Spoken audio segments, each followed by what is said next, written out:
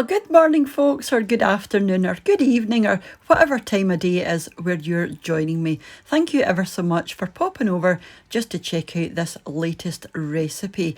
If you're new and you're not normally here, why not consider subscribing just before you go? Because I had a look at my analytics and apparently 60% of you are not subscribed. So click on the subscribe button. But just before I move on, I wanted to say a massive thank you to the supporters of the channel over on my Patreon page, and I'll leave a link to my Patreon underneath this video.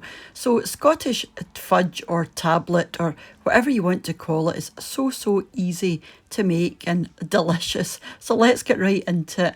So the first thing you're going to need is 100 grams of golden syrup. If you can't find this, corn syrup will do. And as usual, I'll leave all of the ingredients underneath the video in the show more box. This is the one that I'm using. And you're also going to need a pan. So I've just lined and greased a 20cm baking tray, but you can use whatever you've got. You know, the bigger your tray, the thinner it's going to be. To that you want to add your butter and then your sugar and then your evaporated milk, and on a very low heat you just want to melt all of these things together. You want to make sure everything's melted before it comes to a simmer. Then once it comes to a simmer, you want to give it about 20 minutes and just keep an eye on it and make sure you stay with it and stir it frequently. Now, if you don't have a candy thermometer, which I don't, I just usually eyeball everything. If you get some very cold water and drop some of your mixture in, if it sets immediately like this, as you can see, you know that it's ready and you don't need a thermometer, so it's really easy.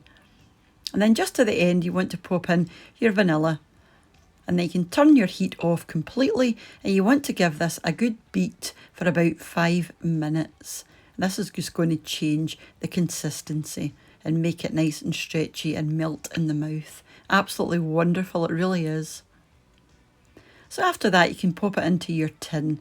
You just want to smooth out the top as more or as less as you like. I've left mine quite rustic today.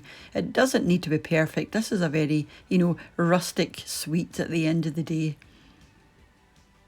And then once you're happy, you just need to pop it into the fridge for about an hour until it sets. Or you can just leave it out, if you stay in a cold climate. But it'll take about an hour to set. And once it's set completely, just take it out of your tin and you want to chop it up into bite-sized pieces.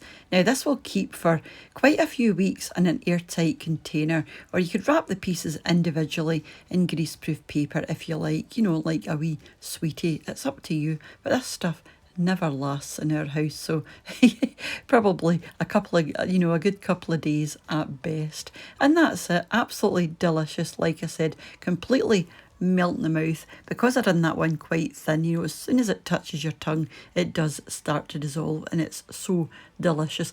Not for you if you're watching your calories and if you're on a bit of a diet like me. I only had the one square. Shh, don't tell anyone.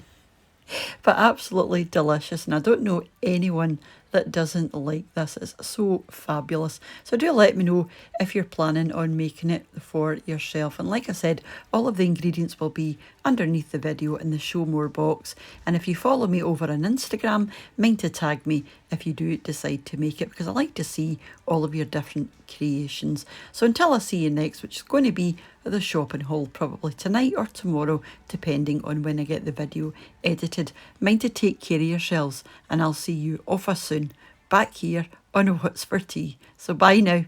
Bye.